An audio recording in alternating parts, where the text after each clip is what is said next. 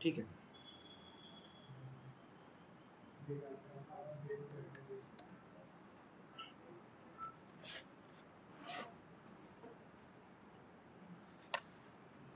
अच्छा देखो, अपना कुछ चीज़ें आपको बताता हूँ। लास्ट टाइम हमने बहुत सारे ऑप्शंस को यूज़ में लिया था, सबको तो नहीं लिया था, कुछ ऑप्शंस यूज़ में लिए थे।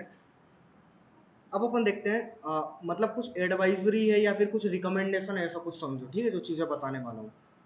इन चीज़ों को स्कैन करते टाइम, परफॉर्म करते टाइम इन चीज़ों को ध्यान में रखना, ठीक है। तो ये है जस्ट रिकमेंडेशंस, ठीक है। जब आप किसी रियल सर्वर पे या फिर किसी रियल सिस्टम पे करोगे नेटवर्क स्कैनिंग, तो उसकी सिक्योरिटी आपको ब्लॉक करेगी, ठीक है। ये जो चीज़ें बता रहा हूँ मैं, इससे बिल्कुल कोई 100% गारंटी नहीं है कि फायरवॉल आपको रोकना छोड़ देगी या फिर स्कैन आपका बहुत अच्छे से चलेगा, ये चीज़ें नहीं है, ठीक है। लेकिन कुछ ऐसे फैक्ट्स है जो अपने को पता होना चाहिए, ठीक है, ताकि अपन स्कैन अच्छे तरीके से परफॉर्म करें। कैपिटल ओ, ये किस चीज़ के लिए है? ऑपरेटिंग सिस्टम के लिए, ठीक है। जो कैपिटल ओ वाला ऑप्शन आप जब भी यूज़ करते हो, तो ये बहुत ज़्यादा ना लाउड होता है। लाउड का मतलब क्या होता है?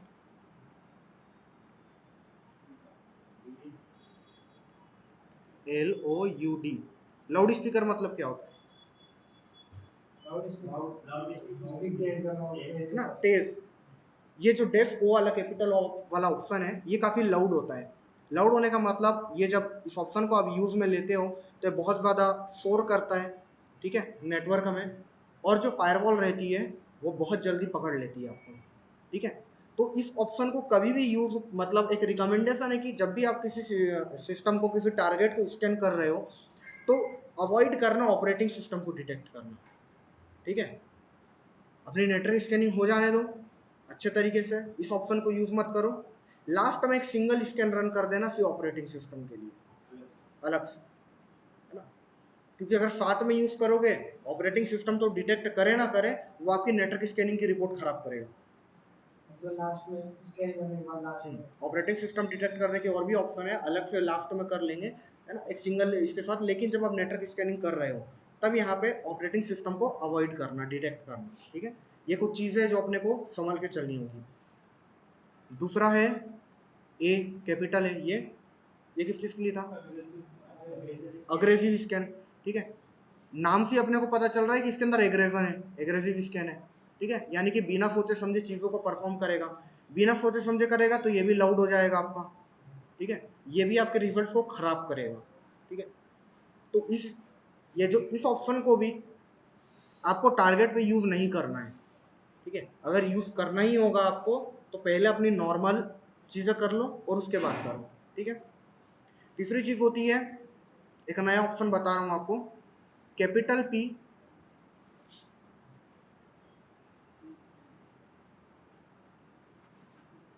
Capital P, small N. इसका मतलब नो पिंग होगा। क्यों करते हैं इसे? हाँ, अच्छा, तो फायरवॉल ब्लॉक नहीं करेगी? हाँ,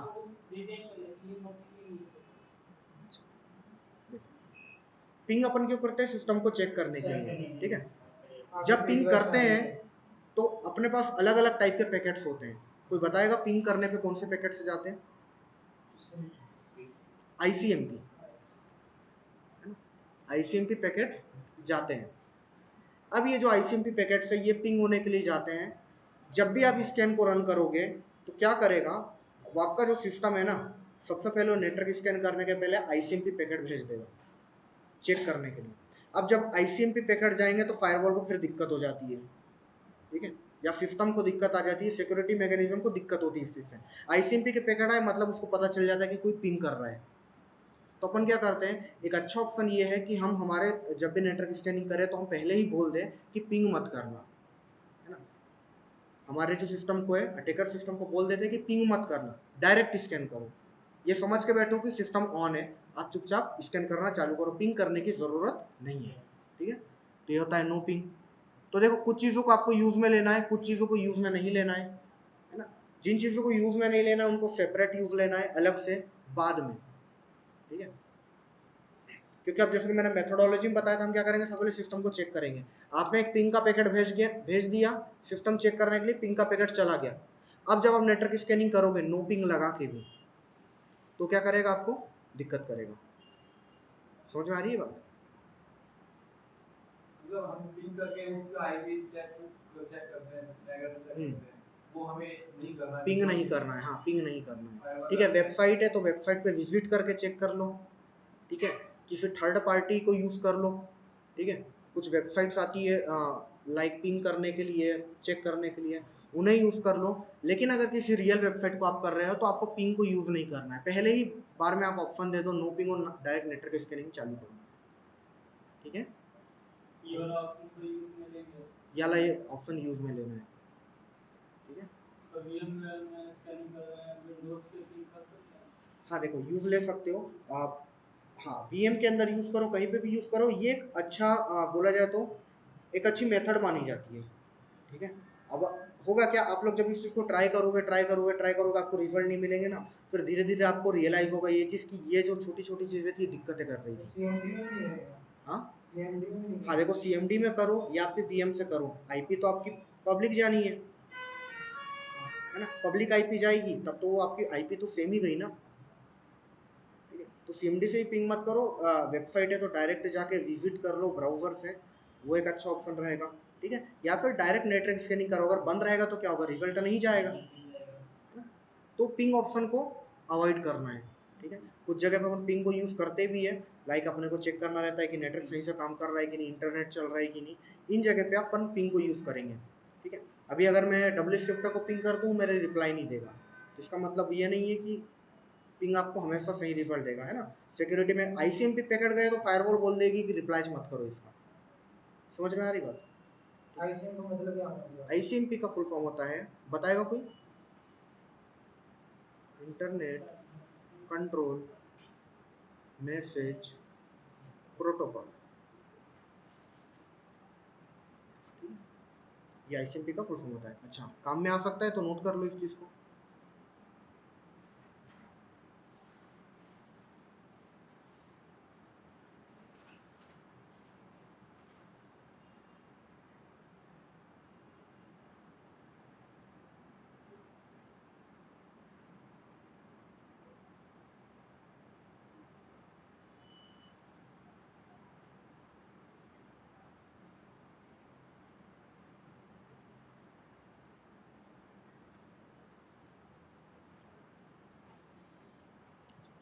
एक चीज और, हाफ ओपन स्कैन क्या होता है?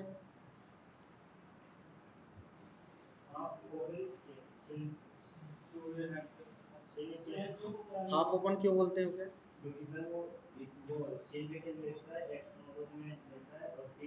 टीसीपी का हाफ होता है ना। हाँ तो अगर अपन टीसीपी स्कैन कर रहे हैं उससे कंपेरेटिवली बेटर होता है हाफ ओपन स्कैन। इसका मतलब ये नहीं बोल रहा हूँ हर कंडीशन में आप हाफ ओपन स्कैन ही करो, लेकिन अगर आपको टीसीपी स्कैन से रिजल्ट नहीं मिल रहे हैं तो हाफ ओपन स्कैन का यूज करो, ठीक है। और भी कुछ चीजें होती है, इसके बारे में अपन आगे डिस्कस करेंगे, इसको नोट कर लो, हो जाए तो फिर अपन आगे बढ़ते हैं।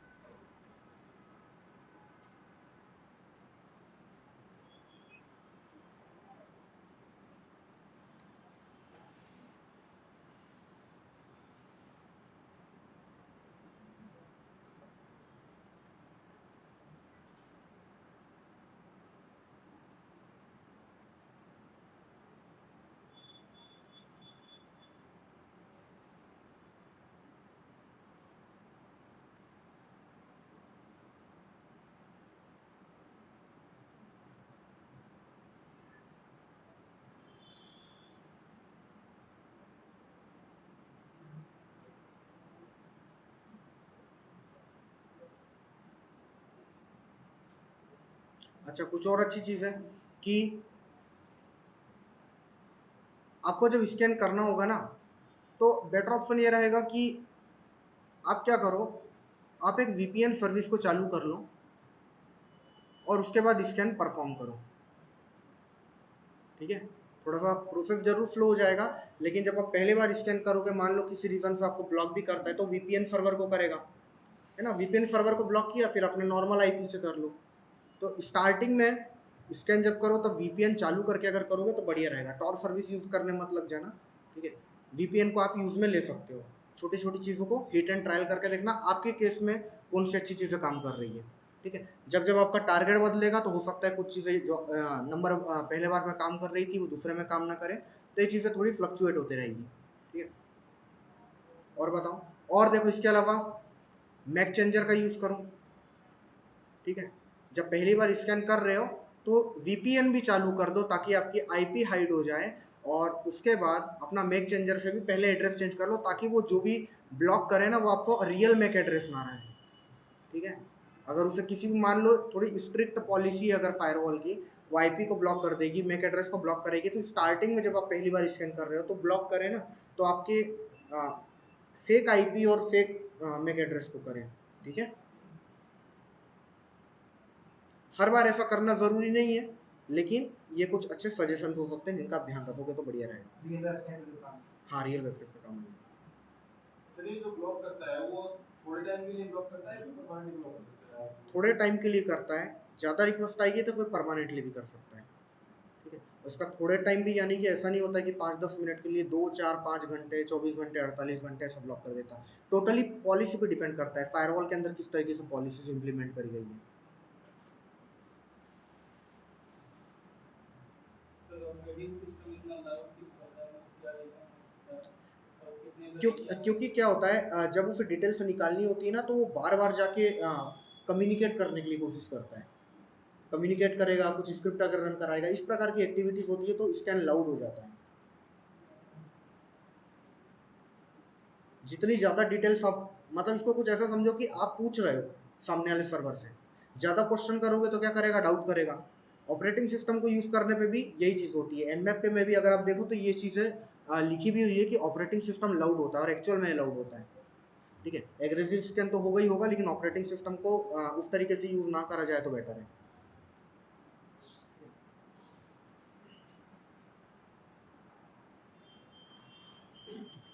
एक और चीज़ है ना, यूज shodan.io, क्या है ये? जैसे गूगल का है ना, है ना, उसमें हैकिंग डेटा हाँ, एक्सेस हो हाँ सर्च इंजन है ये भी एक। सोडन का यूज करो नेटवर्क स्कैन करने के लिए। ठीक है,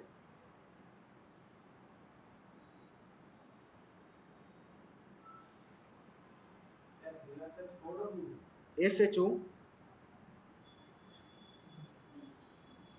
ठीक है, ये एनमैप इतना एक्यूरेट रिजल्ट ला के नहीं देगा, लेकिन ये आपको दो चीजें तो ला के दे देगा, ओपन पोर्ट और सर्विस का नाम।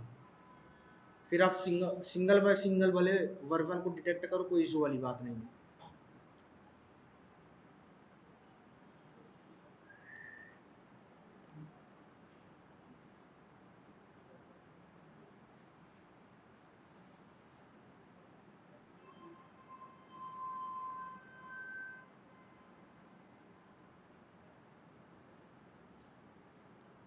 रिमूव करें।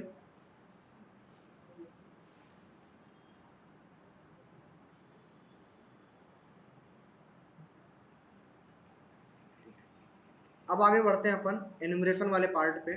ठीक है, अब एन्यूमरेशन क्या होता है इस चीज़ को एक बार समझ लेंगे, और किस प्रकार से अपन सर्विसेज को एन्यूमरेट करते हैं ये देखेंगे। ठीक है,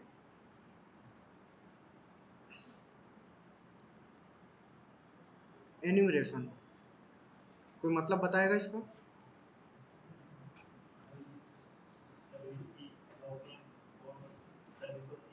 अच्छा, देखो एन्यूमरेशन का मतलब होता है एक्स्ट्रा, मतलब किसी चीज पे अपन ज्यादा हाँ, काम करते एक्स्ट्रा डिटेल्स लेके आना थोड़े डीप लेवल पे। ठीक है, डीप लेवल पे। अब एन्यूमरेशन में क्या आ सकता है, आपका बैनर ग्रेबिंग आ सकता है। ठीक है, बैनर ग्रेबिंग, और क्या आ सकता है, यूजर नेम, पासवर्ड ये फाइंड करना आ सकता है, डिफॉल्ट अकाउंट्स को यूज में लेना आ सकता है, ठीक है।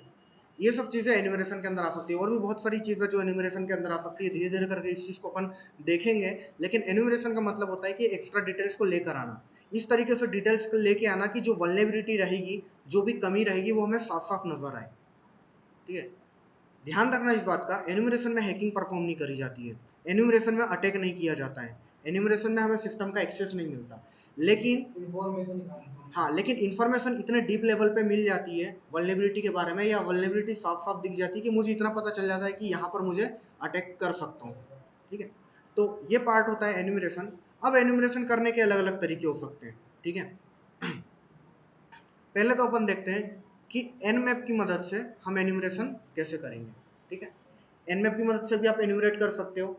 अब nmap के पास क्या है, nmap के पास है एन्यूमरेशन करने के लिए कुछ प्री डिफाइंड स्क्रिप्ट, पहले से कुछ स्क्रिप्ट इसके पास होती है अलग अलग सर्विसेज को एन्यूमरेट करने के लिए।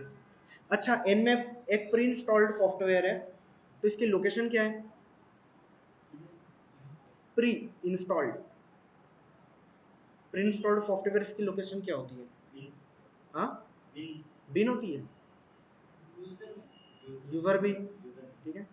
तो nmap अगर एक प्री इंस्टॉल्ड सॉफ्टवेयर है, तो मुझे ये मिलेगा यूजर नाम के फोल्डर के अंदर बिन नाम का एक फोल्डर होगा, यहाँ पे मुझे मिलेगा nmap, ठीक है। अच्छा, एक चीज और हमने पढ़ी थी कि जो प्री इंस्टॉल्ड सॉफ्टवेयर होते हैं उनकी सपोर्ट फाइल्स या डिपेंडेंसीज एक फोल्डर में होती है। ईटीसी में तो कॉन्फ़िगरेशन फाइल होती है।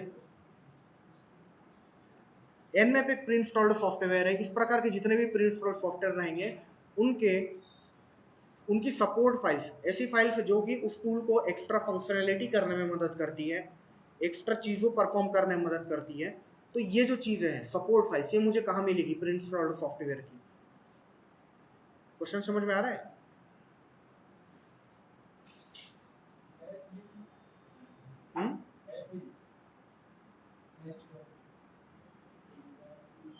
रीजन नहीं कर रहे हो आप लोग?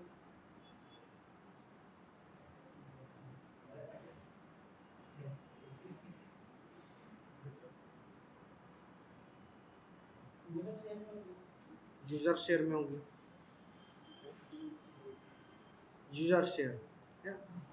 अब क्योंकि nmap एक प्री इंस्टॉल्ड प्रोग्राम है, तो मुझे ये मिलेगा इस लोकेशन पे, है ना। और nmap की जो सपोर्ट फाइल्स होगी वो मुझे मिलेगी यूजर शेयर के अंदर, ठीक है। ये चीज हमने स्टार्टिंग में जब डायरेक्टरी सिस्टम अपना आर्किटेक्चर देखा था उसी टाइम अपन ने डिस्कस कर लिया था, ठीक है। अब ये जो स्क्रिप्ट है ना, ये एडिशनल फीचर है nmap का, ठीक है। तो स्क्रिप्ट मुझे कहाँ मिलेगी, यूजर शेयर के अंदर मिलेगी। यूजर के अंदर शेयर नाम के फोल्डर में मैं जाऊंगा, फिर nmap नाम के फोल्डर में जाऊंगा, फिर यहाँ पर मैं स्क्रिप्ट नाम के फोल्डर में जाऊंगा, तो मुझे यहाँ पर nmap की स्क्रिप्ट देखने को मिलेगी। ये स्क्रिप्ट क्या करेगी, ये स्क्रिप्ट करेगी एन्यूमरेशन करने में मदद, ठीक है। अच्छा, स्क्रिप्ट मतलब क्या होता है,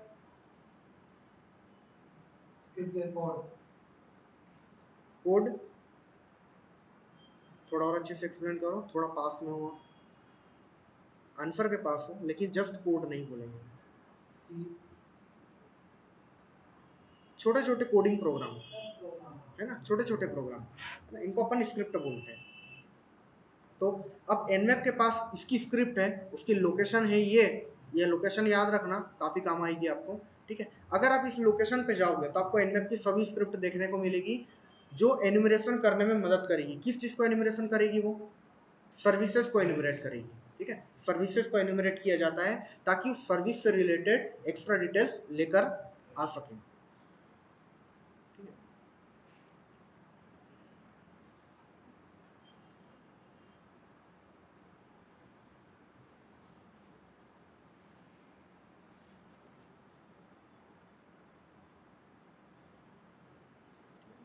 क्या आ जाते हैं काली मशीन में, काली मशीन में आने के बाद पहले लॉगिन कर लेता हूँ, और अपन पहले उस लोकेशन पे जाके देखते हैं क्या वहाँ पर रियल में स्क्रिप्ट अवेलेबल है या नहीं है, ठीक है।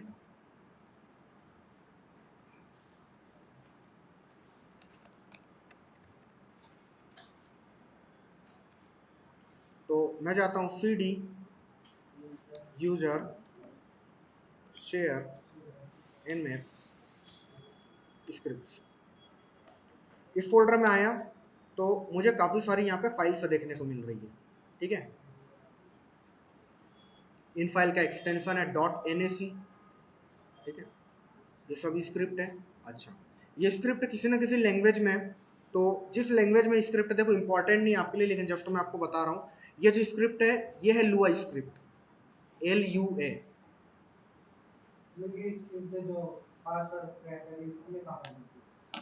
हाँ, बोल सकते हो पासवर्ड क्रैकिंग, और अलग अलग, सिर्फ पासवर्ड क्रैकिंग ही, और भी अलग अलग जगह काम आएगी। फिलहाल मैं आपको ये बता रहा हूँ कि ये जो NAC अगर आपको दिखे तो आपको समझ जाना ही है कि स्क्रिप्ट है। दूसरी चीज़ ये कि जब स्क्रिप्ट लिखी गई हो तो किसी न किसी लैंग्वेज में लिखी गई होगी, है ना। तो ये लुआ प्रोग्रामिंग में लिखी गई है, लुआ, LUA। एडिशनल थोड़ी इधर उधर की चीज़ें बता रहा हूँ ताकि आपका भी थोड़ा बहुत। हमेशा ही लुआ प्रोग्रामिंग की फायदा हो। हाँ, बोल सकते हो। हाँ, वो ऐसा बोल सकते हो, लेकिन हर बार ज़रूरी नहीं है ना। अगर आपको देखा जाए वेबसाइट के केस में .php फाइल भी देखने को मिलती है आपको, ठीक है। और भी अलग अलग टाइप के एक्सटेंशन आपको देखने को मिलते हैं। तो एक बार आपको लुआ प्रोग्रामिंग के बारे में थोड़ा बहुत देखना पड़ेगा कि और कौन कौन से एक्सटेंशन होते हैं। लेकिन हाँ, .nac है, मतलब nmap की लुआ स्क्रिप्ट है, ठीक है। अब देखो यहाँ पर क्या है, यहाँ पर अलग अलग सर्विसेज के लिए पहले से स्क्रिप्ट बनी हुई है। ये छोटे छोटे प्रोग्राम है जो क्या करेंगे, जो जाके एन्यूमरेशन परफॉर्म करेंगे किसी स्पेसिफिक सर्विस पे, और ट्राई करेंगे एक्स्ट्रा लेवल पे डिटेल्स लेकर आने का, ठीक है। तो बाजू मेटा एक्सप्लॉइटेबल भी ऑन कर लेते हैं।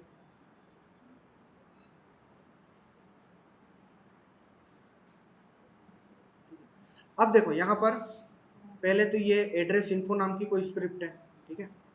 फिर यहाँ पे AFP करके, ये क्या है AFP मुझे भी नहीं पता, सर्च कर लेना, ठीक है। और अगर अपन जाए थोड़ा तो बेक और आईफाइस करके है, बिटकॉइन, बिट टोरेंट, इस टाइप की कुछ स्क्रिप्ट है। ब्रॉडकास्ट से रिलेटेड बहुत सारी स्क्रिप्ट है यहाँ पे, ठीक है। ये क्या है, ये सब सर्विसेज है ना, कैसेंड्रा, सिट्रिक्स, क्लॉक, ठीक है। कुछ के नाम आपको नहीं भी पता चलेंगे। DHCP, ठीक है, कुछ प्रोटोकॉल्स के लिए है। DNS के लिए है, DNS तो अपन जानते हैं क्या है, डोमेन नेम सिस्टम। अच्छा, कौन से पोर्ट पे चलता है, कि सर्विस कौन से पोर्ट पे चलती है।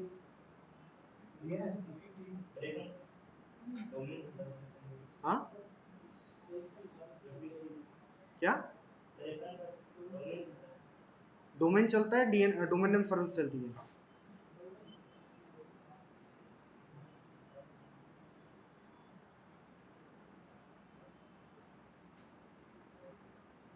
रिवीजन तो किए नहीं है ना। DNS चलती है 53 पे, ठीक है। हाँ, तो बताया तो था, आपने बोला डोमेन, है ना, कंफर्म। हाँ, तो श्योर रहना है अपने को, ठीक है, कि चलती है तो DNS की चलती है, डोमेन नाम की तो कोई सर्विस नहीं होती है। डोमेन क्या है, IP का नाम है। कोड जो है ये याद रखने पड़ेगा, कुछ पोर्ट्स है जो आपको याद रखनी पड़ेगी, है ना। कॉमन पोर्ट्स तो आपको याद रखनी पड़ेगी, DNS की याद रखो, SMTP याद रखो, SSH याद रखो, FTP याद रखो, HTTP, HTTPS, MySQL, ये कुछ पोर्ट्स है जो आपको पता रहनी चाहिए। हाँ, NFS हो गई, नेट बायोस हो गई, RPC बाइंड हो गई, ठीक है, इस टाइप की चीजें। अब यहाँ पे अलग अलग सर्विसेज के लिए है, ठीक है। FTP के लिए भी देखो यहाँ पे मुझे बहुत सारी स्क्रिप्ट देखने को मिल रही है। अब चलो, ये तो हो गई यहाँ पे सर्विसेज की बात। HTTP के लिए देखो यहाँ पे बहुत सारी स्क्रिप्ट है, SSH के लिए है, SSL सर्विस के लिए है। अब अपने को क्या करना है, इन स्क्रिप्ट को ट्राई लेकर देखना है, ठीक है। तो पहले अपना टारगेट को अपन एक बार पिंग कर लेते हैं, ठीक है, क्योंकि अब यहाँ पर अपन पिंग कर सकते हैं, कोई दिक्कत नहीं है। Ctrl+C, मशीन अपनी चालू है, टारगेट मशीन। अब मैं क्या करूँगा, मैं यहाँ पे Nmap को बोलूँगा कि आप स्क्रिप्ट को रन कराओ, ठीक है। Nmap की पहले हेल्प ओपन करते हैं एक बार।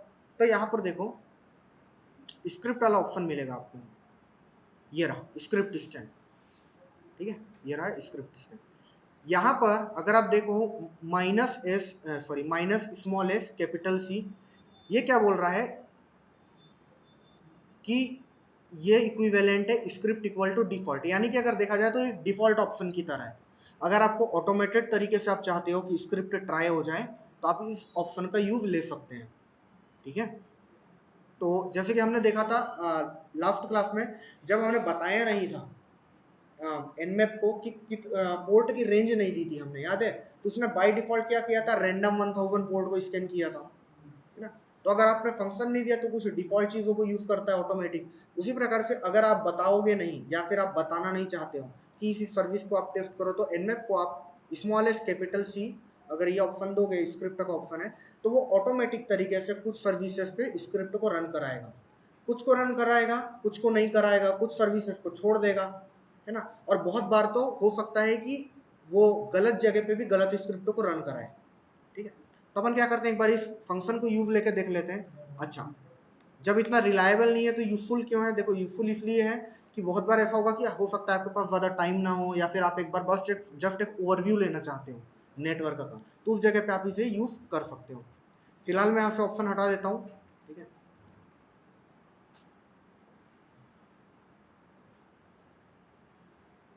और मैं यहाँ पे करता हूँ स्मॉल एस कैपिटल सी और वर्बोस कर देता हूँ। ठीक है, देखते हैं क्या चीज लेकर आता है। अब देखो मुझे बता रहा है इनिशिएटिंग एनएसी, है ना? मतलब ये क्या कर रहा है, नेटवर्क स्कैनिंग एन्यूमरेशन, है ना, Nmap scanning enumeration.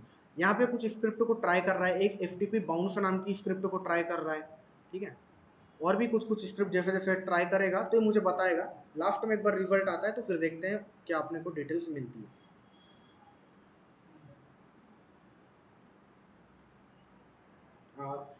Sir last की लास्ट क्लास में हमने डिस्कस भी किया था, जब हम डॉर्गिंग्स को यूज कर रहे थे तब अपन ने देखा था एफटीपी के बारे में, है ना, एफटीपी एनोनिमस अकाउंट के बारे में। तो वो चीज़ भी आपको यहाँ से क्लियर हो जाएगी कि मैं किस बारे में बात कर रहा था।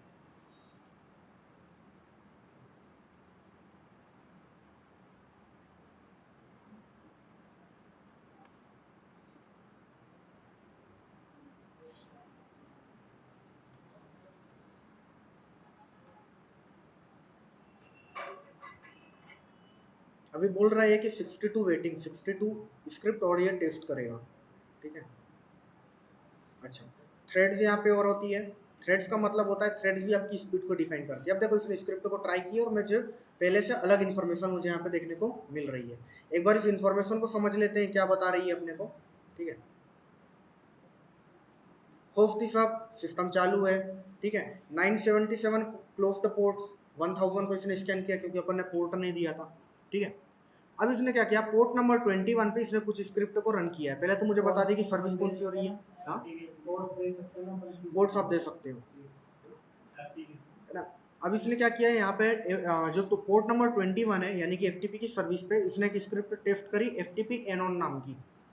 ये एफटीपी एनोन नाम की स्क्रिप्ट क्या करती है, ये चेक करती है कि क्या कोई एनोनिमस अकाउंट है एफटीपी सर्विस पे। ठीक है, अब ये क्या होता है एनोनिमस अकाउंट? एफटीपी की सर्विस को जब भी आप यूज में लोगे या सेटअप करोगे तो बाय डिफॉल्ट आपको एक अकाउंट दिया जाता है जिसका नाम है एनोनिमस अकाउंट। उस अकाउंट का नाम भी होता है एनोनिमस और पासवर्ड भी होता है एनोनिमस। ठीक है, ये एक डिफॉल्ट अकाउंट आता है जो प्री इंस्टॉल्ड आता है एफटीपी की सर्विस के साथ। आपको इस अकाउंट को बंद करना पड़ता है। अब सर्विस एडमिन जो सिस्टम एडमिन है उसके ऊपर डिपेंड करता है उसने बंद करी या नहीं करी। एफटीपी एनोन नाम की स्क्रिप्ट से इसने क्या किया, ये ट्राई करके देखा क्या एनोनिमस लॉगिन अलाउड है या नहीं है, क्या वो एनोनिमस अकाउंट प्रेजेंट है या नहीं है। ठीक है, तो ये मुझे बोल रहा है एनोनिमस एफटीपी लॉगिन अलाउड, यानी कि वाला अकाउंट प्रेजेंट है। ठीक है, यानी कि आप जो एनोनिमस लॉगिन है उसको एक बार आप ट्राई करके देख सकते हो। ठीक है, इसके बाद इसने एफटीपी सिस्टम नाम की एक स्क्रिप्ट को टेस्ट किया, और यहाँ पे स्टेटस ये कुछ बताना चाह रहा था लेकिन ये बता नहीं पाया। ठीक है, इसी के अंदर इसने बताया मुझे एफटीपी का सर्वर स्टेटस बता रहा है लॉग्ड इन एज एफटीपी, और भी XYZ चीज़ है, फिर वर्जन मुझे बता दिया। ठीक है, कुछ चीज़ों को इग्नोर करना। फिर इसने पोर्ट नंबर 22 पे SSH की ट्राई करी। अच्छा, क्या एफटीपी की सिर्फ 2 ही स्क्रिप्ट थी इसके पास? ज़्यादा थी, इसने बाकी ट्राई क्यों नहीं करी? क्योंकि ऑटोमेटेड स्कैन था, तो इसके मन में जो आया वो इसने ट्राई किया और कुछ को छोड़ दिया। ठीक है, आया पोर्ट नंबर 22 पे SSH की ट्राई करी, SSH होस्ट की नाम की एक स्क्रिप्ट ट्राई करी जो हमें कुछ डीएसए आरएसए वो दे रही है, फिंगरप्रिंट दे रही है, ये अभी अपन नहीं समझ सकते क्या है, लेकिन इसने डिटेल तो निकाल के दी।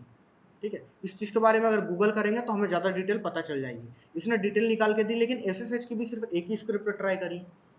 एसएसएच की भी एक ही स्क्रिप्ट नहीं थी, बहुत सारी थी। ठीक है, 23 पे तो इसने कुछ भी नहीं किया। 23 पे एक भी स्क्रिप्ट ट्राई नहीं करी। और 25 पे एसएमटीपी की सर्विस चल रही थी, तो यहाँ पे इसने कुछ ट्राई करी, एसएसएल वर्जन 2 साइफर्स वगैरह निकाले, एसएसएल डेट वगैरह निकाली, और इसने मुझे बोला कि एसएमटीपी के कुछ कमांड्स हैं जो यहाँ पे रन हो सकते हैं। यहाँ पे हम जितनी भी सर्विस के बारे में बात कर रहे हैं, इनके सेपरेट कमांड्स हो सकते हैं, है ना, इन सभी के अपने अलग अलग कमांड होते हैं। हमारे लिए ज़रूरी नहीं है कि हम इन सभी कमांड को जानें। एक बार गूगल करोगे तो कमांड्स की लिस्ट आ जाएगी, एसएमटीपी कमांड लिख के करोगे तो लिस्ट आ जाएगी। इसने क्या किया, इस स्क्रिप्ट ने, एसएमटीपी कमांड वाली ने कुछ कमांड्स को रन कराया, एसएमटीपी सर्विस की कुछ कमांड्स को एसएमटीपी के पोर्ट पे रन करा के देखा, और ये मुझे बोल रहा है कि ये सब जो कमांड्स है ना, ये आप ट्राई कर सकते हो, ये वहाँ पे काम कर रहे हैं। ठीक है, अच्छा, इसी प्रकार से ये और डिटेल बता रहा है अपने को। 53 पे चल रही थी डीएनएस की सर्विस, और इसने क्या किया, डीएनएस आईडी यहाँ पे बाइंड वर्जन 9.4.2 ला के दिया। पोर्ट नंबर 80 पे एचटीटीपी मेथड्स का यूज हो रहा है, और मुझे बता रहा है कि जो मेथड्स सपोर्ट कर रहा है ये, वो है गेट, हेड, पोस्ट और ऑप्शन। ठीक है, ये मेथड्स का नाम है, हम पहले डिस्कस कर चुके हैं। फिर इसने बताया एचटीटीपी टाइटल, ठीक है, मेटा एक्सप्लॉइटेबल टू लिनक्स। 111 पे आरपीसी बाइंड की सर्विस इसने चेक करी है और कुछ स्क्रिप्ट रन कराई है। अब यहाँ पे देखो, यहाँ पे इसने एक भी स्क्रिप्ट रन नहीं कराई, छोड़ दी। ठीक है, पोर्ट नंबर 3306 पे माइस्क्यूएल की रन कराई, वर्जन वगैरह इसने डिटेक्ट की है ना, और कुछ कैपेबिलिटीज वगैरह बता रहा है, और भी कुछ बता रहा है। यहाँ पे सॉल्ट से रिलेटेड कुछ डेटा बता रहा है, फिलहाल इग्नोर करते हैं। ठीक है, पोस्ट ग्रे एसक्यूएल पे एसएसएल डेट सर्टिफिकेट, वीएनसी के बारे में बता रहा है, वीएनसी का वर्जन बता रहा है। 8180 पे अपाचे टॉमकेट की सर्विस चल रही है, तो उसका वर्जन बता रहा है। यहाँ पे कौन सी मेथड सपोर्ट करते हैं ये बता रहा है, मैक एड्रेस बता रहा है। ठीक है, और एसएमबी से रिलेटेड कुछ चीज़ें बता रहा है। ठीक है, account used, guest, authentication level, user, net by से कुछ कमांड बता रहा है कि ये कमांड रन हो सकते हैं। ठीक है, फिर एसएमबी सर्वर मैसेज ब्लॉक होता है, एसएमबी का मतलब फुल फॉर्म। ठीक है, सांबा 3.0.20 डेबियन, और इसने रिजल्ट यहाँ पे लाके छोड़ दिए। ठीक है, अब इसने क्या किया, क्या सभी सर्विसेज को स्कैन किया? नहीं किया, इसने टाइम कम लिया।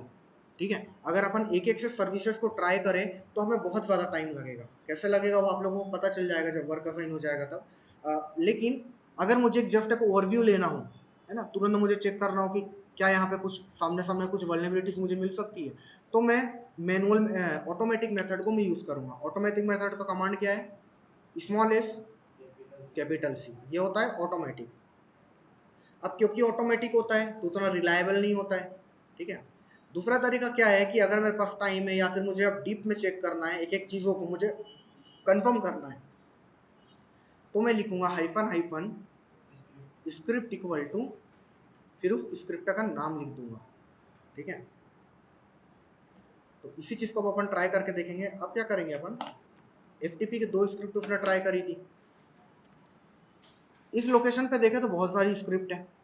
ठीक है, तो अब मुझे क्या करना पड़ेगा, यहाँ पे देखो एफटीपी पे आ गया। पहले तो मुझे ये देखना है नेटवर्क स्कैनिंग रिपोर्ट में जाके कि कौन से पोर्ट पे कौन सी सर्विस चल रही है। अगर पोर्ट नंबर 21 पे एफटीपी की चल रही है सर्विस, तो मैं एफटीपी की ट्राई करूंगा या एचटीटीपी की ट्राई करूंगा? एफटीपी की ट्राई करूंगा। जो सर्विसेज चल रही होगी उसी की स्क्रिप्ट में ट्राई करूंगा, मैं किसी दूसरे सर्विस की ट्राई नहीं करूंगा। क्यों? क्योंकि वो तो इरेलेवेंट होगी। ठीक है, तो अब यहाँ पे एफटीपी की स्क्रिप्ट मुझे मिल गई, 1 है, 2 है, 3, 4, 5, 6, 7, 8, 8 स्क्रिप्ट है। तो मुझे क्या करना है, नाम को पूरा कॉपी करना है, और अब मैं जाऊंगा वापस से, और अब मैं क्या करूंगा, यहाँ पे लिखूंगा हाइफन हाइफन स्क्रिप्ट। ठीक है,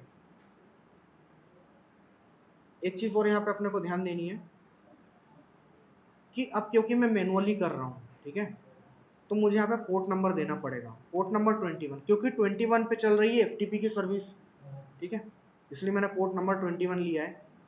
स्क्रिप्ट इक्वल टू, यहाँ पे मैंने स्क्रिप्ट का नाम पेस्ट कर दिया। अब ये क्या करेगा, FTP एनोन वाली स्क्रिप्ट को ट्राई करेगा, ठीक है। अब मेरे पास ऑप्शन है कि एक बार FTP एनोनिमस वाली करूँ, ठीक है, ये इसने चेक करके बता दिया लॉगिन अलाउड। फिर मैं आऊँगा यहाँ से, फिर मैं दूसरी स्क्रिप्ट को पकड़ूंगा, FTP बाउंस या FTP ब्रूट नाम की, ठीक है, ब्रूट को पकड़ लेते हैं।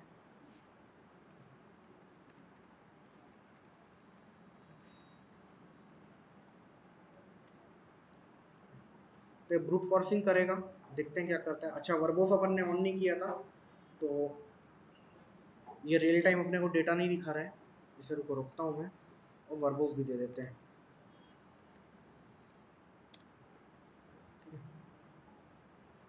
अभी FTP ब्रूट क्या करेगी, ब्रूट फोर्सिंग करेगी, यानी कि अलग अलग पासवर्ड, ID पासवर्ड या कॉम्बिनेशन चलाते रहेगी जब तक सही ना मिल जाए, ठीक है। अब ये हो गया, तो अपन क्या करेंगे, अब मैंने एक बार एक FTP की किया, मुझे 8 बार रन करना पड़ेगा। अब अपन कुछ ऐसा करना चाहते हैं कि ये जो FTP की स्क्रिप्ट है ना, मैं सभी को एक बार में रन करा पाऊँ, ठीक है। तो इसके लिए मैं क्या करूँगा, मैं यहाँ पर आऊँगा और यहाँ पर थोड़ा सा सीक्वेंस पे ध्यान देना। ये जितनी भी FTP की स्क्रिप्ट है, सबकी स्टार्टिंग में FTP है ना, आगे में वैल्यूज चेंज हो रही है, ठीक है। तो अपन क्या कर सकते हैं, अपन यहाँ पे FTP तक जो कॉमन चीजें उनको लिख देंगे FTP, और इसके आगे में मैं लगा दूंगा स्टार, ठीक है। ये एस्ट्रिक का मतलब है इसके जगह पे कुछ भी आ सकता है, ठीक है। FTP 1 आ सकता है, FTP 2 आ सकता है, 1 2 3 4 डैश कुछ भी आ सकता है, अपने को फर्क नहीं पड़ता। मैंने सिर्फ इतना बताया कि स्टार्टिंग में FTP आना चाहिए, जिस भी स्क्रिप्ट की स्टार्टिंग में FTP है वो रन होनी चाहिए, और FTP के बाद कुछ भी आ सकता है, मुझे उस बात से फर्क नहीं पड़ता। तो ये क्या करेगा, पूरी FTP की स्क्रिप्ट को रन कराएगा। तो अगर मैं इस बार करूँ इसे, ठीक है, तो ये पहले देखो FTP बाउंस की ट्राई कर रहा है, इसी प्रकार से FTP ब्रूट को ट्राई करेगा, FTP एनोनिमस को ट्राई करेगा, जितनी भी FTP की स्क्रिप्ट है उन्हें ट्राई करेगा। तो हमें क्या करना है, हमें अलग अलग सर्विसेज के लिए इस चीज़ों को ट्राई करके देखना है। क्लियर है? अच्छा, एक बार आपके में रन करा के देख लो क्या चीज़ें वर्क कर रही है।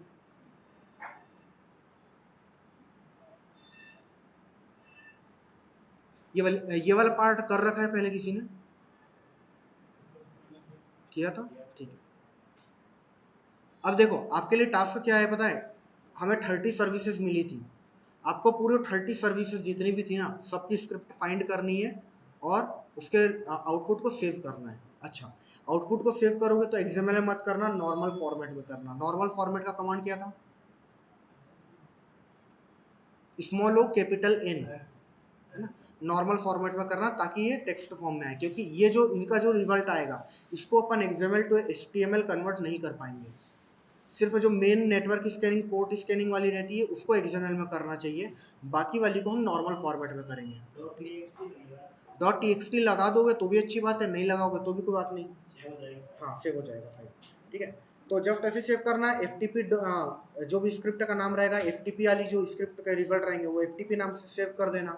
एक फोल्डर बना लेना, उसके अंदर FTP SSH SMTP HTTP MySQL जितने के भी मिल रहे हैं उन सभी की स्क्रिप्ट आपको रन करानी है और देखना इन्फॉर्मेशन क्या क्या दे रहा है, ठीक है।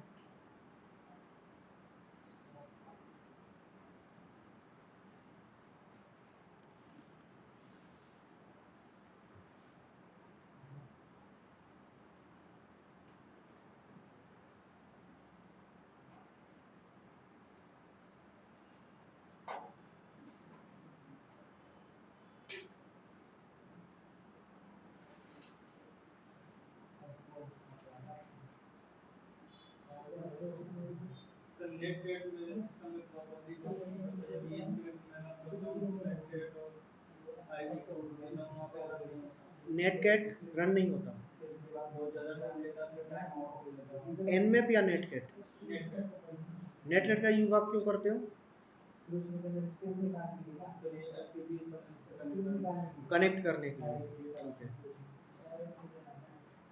देखो FTP से जब कनेक्ट करना होगा ना, डायरेक्ट FTP सर्विस को यूज कर लेना, FTP और IP देना, डायरेक्ट वो कनेक्शन बना लेगा। नेटकट की मदद से भी कर सकता है, लेकिन नेटकट को अवॉइड करो, अभी तो हमने नेटकट पढ़ा भी नहीं है। नेटकट को यूज करना आगे चल के सीखेंगे।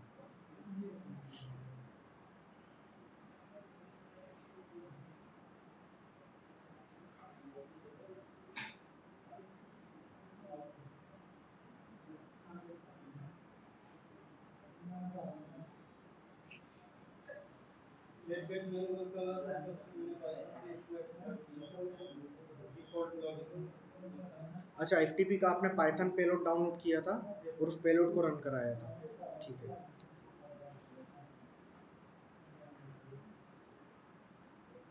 आपको समझ में आ रहा है पक्का?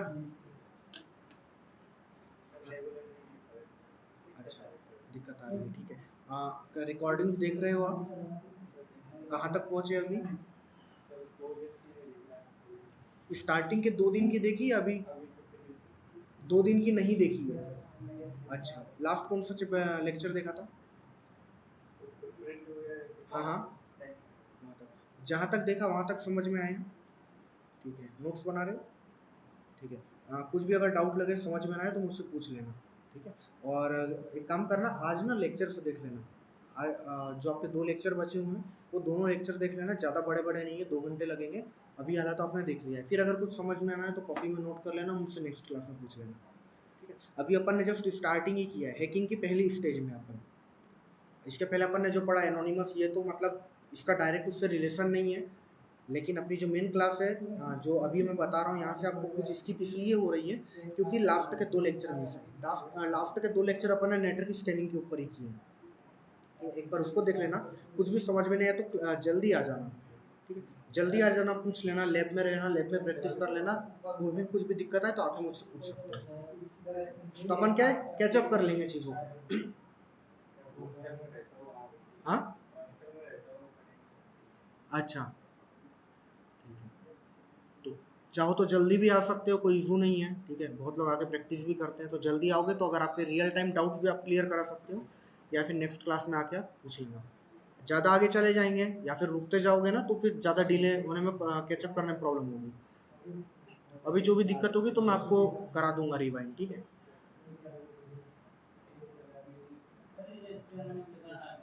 अब तो टाइम लगेगा, है ना, टाइम बढ़ता जा रहा है, एग्जैक्टली टाइम बढ़ता जाएगा। और अभी तो अपन ने एक ही स्क्रिप्ट को रन किया है, यहाँ पे कुछ किया भी नहीं। अब आप लोगों को 30 सर्विसेज को एन्यूमरेट करना है, तो सोचो कितना टाइम लगेगा, ठीक है। तो आज रात सोना कैंसिल कर देना, ठीक है, कर लेंगे। और नेट नहीं चल रहा है इसका बहाना मत मारना, क्योंकि ये तो लोकल एरिया नेटवर्क में है ना। इंटरनेट काम नहीं कर रहा था, नहीं तो कुछ लोग बहाना दे रहे थे।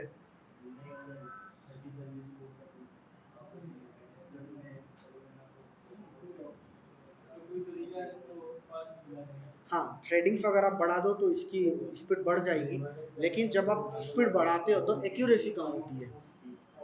भले लेट रिजल्ट दे, लेकिन एक्यूरेसी के साथ हमें कॉम्प्रोमाइज नहीं करना है ना। कोई भी चीज़ छूटनी नहीं चाहिए, जल्दी करोगे तो चीज़ें छूट जाएगी।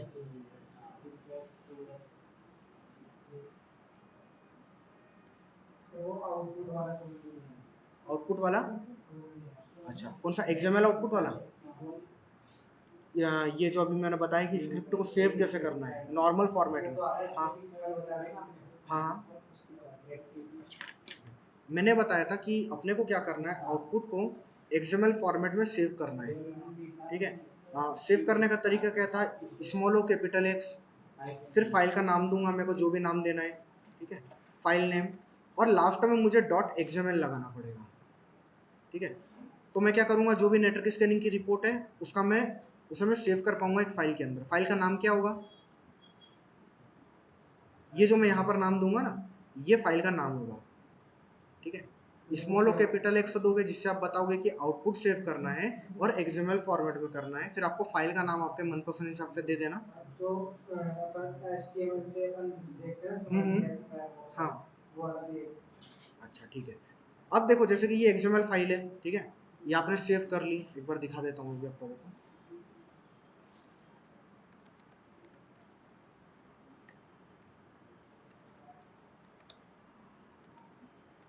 ठीक है, यहाँ पे अपने पास फाइल है, डॉट एक्सएमएल फाइल मैंने सेव करके रखी है, WSJP 05.xml, ठीक है। तो अपन क्या करेंगे, इस फाइल को कन्वर्ट करेंगे HTML में, है ना। इसके लिए एक टूल है जिसका नाम है एक्सेसएलटी प्रॉक, ये सॉफ्टवेयर का नाम है। अब आपको क्या करना होता है, आपकी फाइल का नेम यहाँ पे देना होता है। जो भी आपकी .xml फाइल होगी उसका नाम दोगे, जिससे आप बताओगे कि इस फाइल को कन्वर्ट करना है ना। जैसे ये वाली जो आपने बनाई थी HTML, हाँ, ये HTML। हाँ, अच्छा, इसे मैं डिलीट कर देता हूँ, रुको।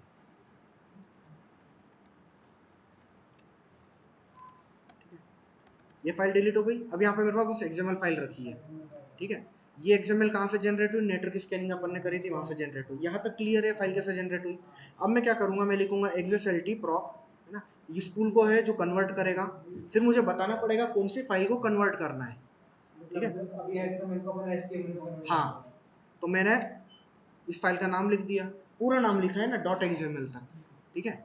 ये वो फाइल है जिसे मैं कन्वर्ट करना चाहता हूँ। अब मैं इसे बोल रहा हूँ कि आउटपुट जनरेट करना है इसका, तो आउटपुट जनरेट करने के लिए हाइफन हो, स्मॉल हो, ठीक है। अब मैं क्या करूँगा, यहाँ पर वो नाम दूंगा जो भी नाम मैं देना चाहता हूँ।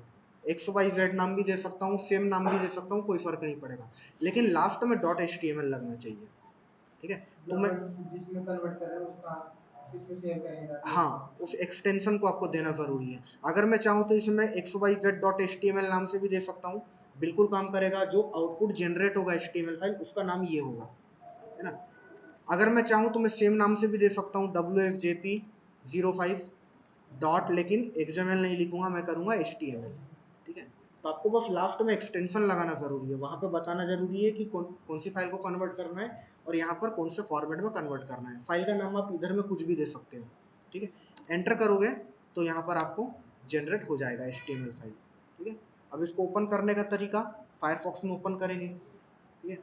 तो मैं एग्जिट लिख देता हूँ, क्योंकि फायरफॉक्स रूट परमिशन में तो होगा नहीं, ठीक है। फायरफॉक्स, और फिर मैं उस फाइल का नाम लिखूंगा जिसे मुझे ओपन करना है। XML को नहीं ओपन करूंगा, HTML को ओपन करूंगा, ठीक है। HTML को ओपन करूंगा तो इस टाइप का रिजल्ट दिखेगा अपने को। आपको कहाँ पर दिक्कत आ रही थी, फाइल कन्वर्ट नहीं हो रही थी, ठीक है। अभी सिस्टम है आपके पास, अच्छा ठीक है। तो एक बार 34 बता रहे हो, वो यही है ना?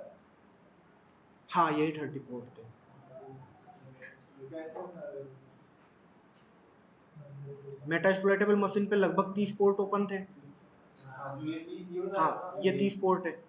अब इन पे सर्विसेज कौन सी चल रही है, FTP 21 पे। तो 21 पे आपको FTP सर्विस को एन्यूमरेट करना है, फिर SSH को एन्यूमरेट करना है पोर्ट नंबर 22 पे। 33 पे टेलनेट की स्क्रिप्ट ट्राई करनी है ना। 25 पे SMTP की ट्राई करनी है। और सबको से अलग-अलग, हाँ, सबको सेव करना है, सर्विस के नाम से सेव कर देना, लेकिन नॉर्मल फॉर्मेट में करना। हाँ, स्मॉल ओ कैपिटल N, फिर फाइल का नाम लिख देना। .txt लगाना है लगाओ, नहीं लगाना है मत लगाओ, वो टेक्स्ट फॉर्म में ही सेव हो जाएगी।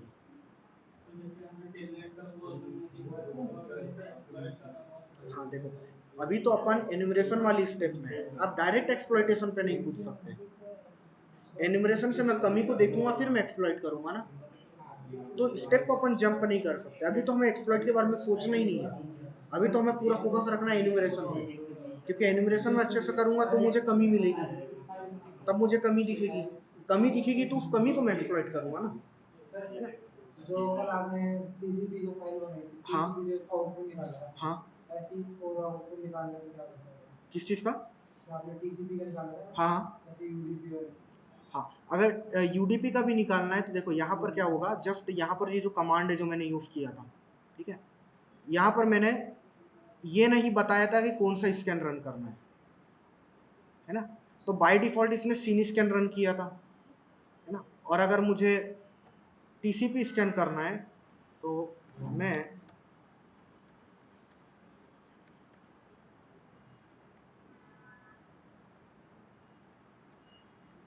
ST टीसीपी स्कैन के लिए, SU यूडीपी मतलब स्कैन, पहले इसमें कोड दे दिया अपन ने एक्सरे का पैसेंजर, हाँ उसके बाद इस कोड को भी सर्विस रन करना है। देखो देखो, जब हम नेटवर्क स्कैनिंग कर रहे हैं ना, तब हमें पूरी पोर्ट पे चेक करना है कौन सी सर्विसेज रन हो रही है, ठीक है।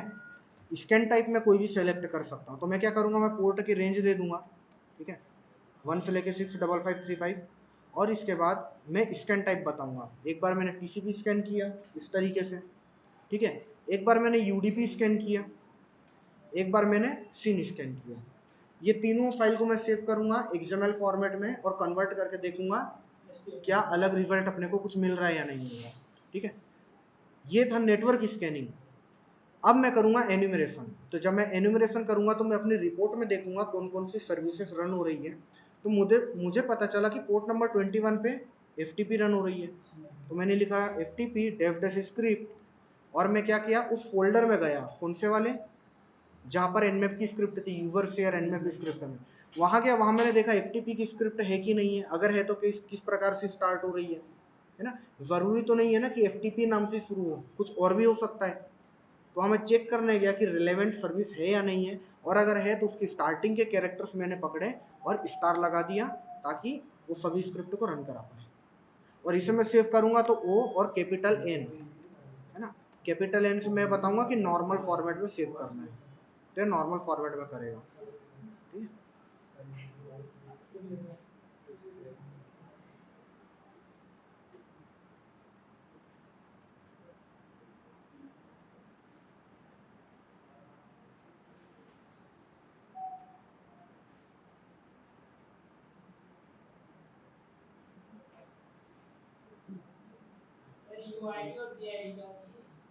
यूआईडी मतलब होता है यूजर आईडी, और जीआईडी मतलब होता है ग्रुप आईडी। हाँ, है ना। रूट रूट तो उसने क्या किया, उसने आपको यूजर आईडी और पासवर्ड बता दिया। उसने बोला कि यूआईडी नंबर 1 थी, है ना, जो कि रूट यूजर की होती है, उसका नाम भी रूट है और उसका पासवर्ड भी रूट है, ठीक है। किसको एन्यूमरेट किया आपने, एफटीपी को, चलो बहुत बढ़िया। तो देखो अपने क्या हुआ, अपने को सामने बैठे बैठे ना कमी मिल गई। अभी अपन ने एक्सप्लॉइट नहीं किया, क्या हम सिस्टम में लॉगिन हो गए, नहीं हुए, क्या हमने सिस्टम को एक्सप्लॉइट किया, नहीं किया, लेकिन वो जो कमी है मुझे साफ साफ दिख गई कि हाँ यूजर आईडी पासवर्ड ये है, अगर मैं चाहूँ तो अब मैं लॉगिन कर सकता हूँ, है ना। अब ये भी बता रहा है कि VSFTPD की जो सर्विस है ये वल्नरेबल है ना। वल्नरेबल किस चीज से है, बैकडोर से वल्नरेबल है, आगे दिखा रहा होगा, ठीक है ना। और सीवी नंबर भी बता रहा है। सीवी नंबर क्या है, एक यूनिक नंबर है। हर वल्नरेबिलिटी को जब रिपोर्ट किया जाता है तो उसे एक नंबर दे दिया जाता है ताकि उसे ट्रैक किया जा सके, जिससे हमें पता चलता है कि कौन से साल को वो वल्नरेबिलिटी निकली थी। तो शायद 2010 में निकली होगी, 2011 में निकली है, ठीक है।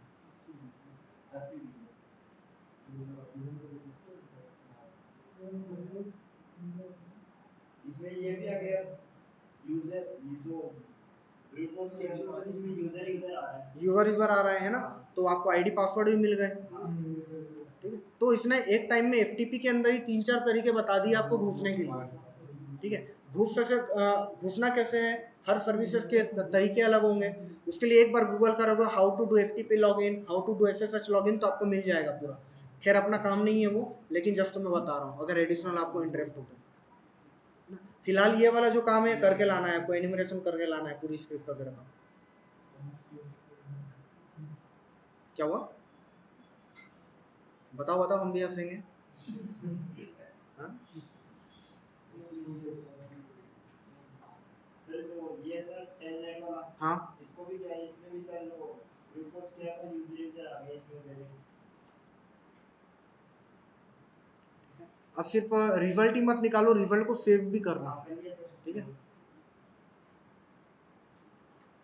इंटरनेट की जरूरत है नहीं इस पार्ट में, सब चीजें ऑलरेडी अवेलेबल है।